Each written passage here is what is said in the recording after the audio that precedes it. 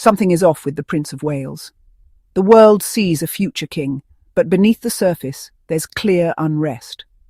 William, once known for his composure, now appears weighed down by pressures that seem to be mounting with each day. Look past the polished exterior and you'll notice tension in his jaw, a weariness in his eyes. These aren't just signs of a busy schedule, but of someone struggling with burdens that most can only speculate about. The public, once satisfied with his image, is now noticing the cracks.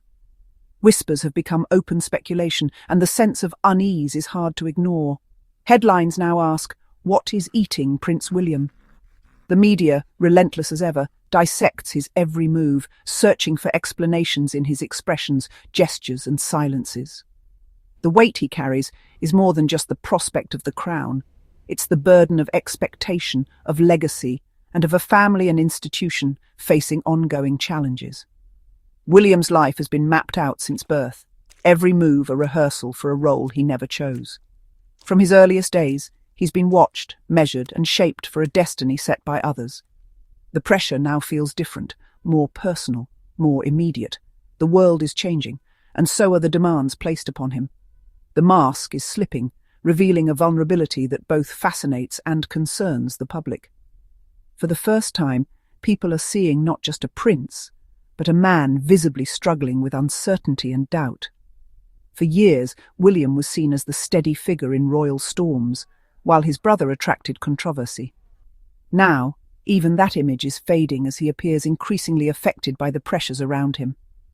The roles have blurred. He seems consumed by events, not just reacting to them.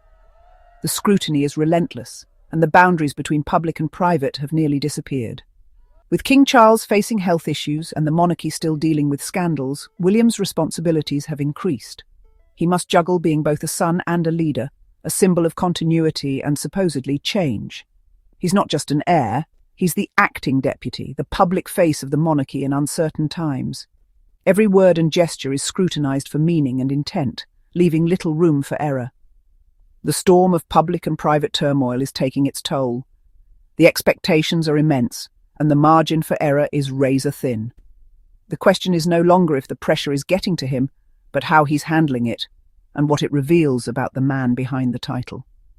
In these moments, we see not a flawless future king, but a figure struggling to meet the demands of a role he never truly chose. William's struggles unfold as the world faces crisis, economic instability, political division, and climate threats. Today's public expects more than empty ceremony. They want real leadership, not just royal appearances. Against this backdrop, royal family feuds come across as petty and out of touch. William is expected to act as a statesman, yet personal drama often overshadows his public role. Every misstep is amplified. Every grievance becomes a spectacle for all to see. The monarchy's relevance is questioned when its future king appears preoccupied with family disputes. Under relentless global scrutiny, William risks being seen as ineffective, an unforgivable flaw for a future king. The rift with Prince Harry is no longer a subplot in the grand narrative of the British monarchy. It's the central drama of William's life, dominating his public image and overshadowing his royal obligations. What was once a close bond has become a public estrangement, drawing attention to William's inability to resolve personal conflicts within the family. Harry's departure exposed the fractures in William's vision for the monarchy, leaving behind a leadership vacuum that remains unaddressed. The sense of betrayal is evident, a personal and institutional rejection that has left William struggling to maintain composure. Harry's ongoing criticism from afar continues to undermine William's standing, making any hope of reconciliation seem remote. For someone who seeks control and order, this situation has left William on the defensive, revealing a side of him that is rigid and unyielding. Rather than moving forward or adapting, William appears stuck in a cycle of resentment and reaction, unable to shift the narrative. The public now sees a future king mired in family conflict, raising doubts about his capacity to lead with the poise expected of the role. The brother-shaped shadow remains, influencing William's every move and casting uncertainty over his future as monarch. At the centre of William's struggles is a powerful mix of jealousy and resentment. William, constrained by royal expectations, watches Harry embrace a freedom he cannot claim. It's not about fame, but the independence Harry enjoys. William has always followed the rules. Harry chose to walk away. The public's interest in Harry's personality only adds to William's irritation. Even as the heir, William often finds himself overshadowed by his brother's actions. These feelings are corrosive, fueling questionable choices and a sense of pettiness. When rivalry dictates behaviour, dignity is often lost. William now faces a precarious situation, where unchecked emotions threaten to undermine his public image. The contrast between two royal tours is striking. William's 2022 Caribbean tour was widely seen as a PR disaster, out of touch and tone-deaf. Meanwhile, Harry and Meghan's 2024 Nigeria visit was considered a triumph, modern, relevant, and well-received.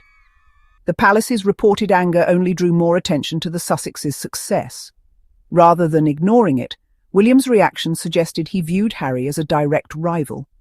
This response was a miscalculation, seemingly driven by jealousy. Instead of focusing on his own responsibilities, William appeared preoccupied with his brother's actions. The palace ended up looking petty and insecure. The Sussexes' image as dynamic modernizers gained momentum. William's emotional reaction only strengthened their narrative. William's decision to engage in a public feud with Harry has only deepened the royal family's troubles. The monarchy's image depends on staying above personal disputes, yet that line has been crossed. By allowing private issues to spill into the public, William has dragged the crown into the realm of tabloid gossip. The resulting division forces the public to take sides, eroding the monarchy's supposed unity. Instead of focusing on his responsibilities, William appears distracted and diminished by the ongoing feud. His public stance on mental health is undermined when the palace seems indifferent to Harry and Meghan's struggles. The ongoing conflict is a distraction the monarchy can ill afford. Every headline about the rift overshadows any attempt at positive change. The institution remains mired in conflict as long as William refuses to move forward. Leadership is not just about choosing battles, but also recognizing when one's actions do more harm than good. Prince William stands at a crossroads, confronted by one of the most challenging periods of his life. The burden of the crown, the expectations of a nation, and the ongoing family conflict all weigh heavily as he considers his next move. The current path of resentment and rivalry is unsustainable, casting a shadow over his public image and raising questions about the stability of his future reign. If unresolved, these issues could have lasting consequences for the monarchy. William could attempt to move past the noise, but the challenges of his position and the scrutiny he faces make it difficult to escape the ongoing controversies. His actions are often interpreted through the lens of royal duty, leaving little room for genuine connection.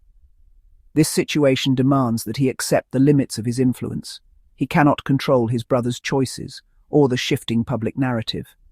Instead, he is left to navigate a complex environment where every decision is dissected. Letting go of old grievances is easier said than done. William's platform is both a privilege and a constraint, often forcing him to act in ways that serve the institution rather than his own beliefs. Ultimately, it is the expectations placed upon him, not necessarily his own choices, that will shape his legacy as a royal figure.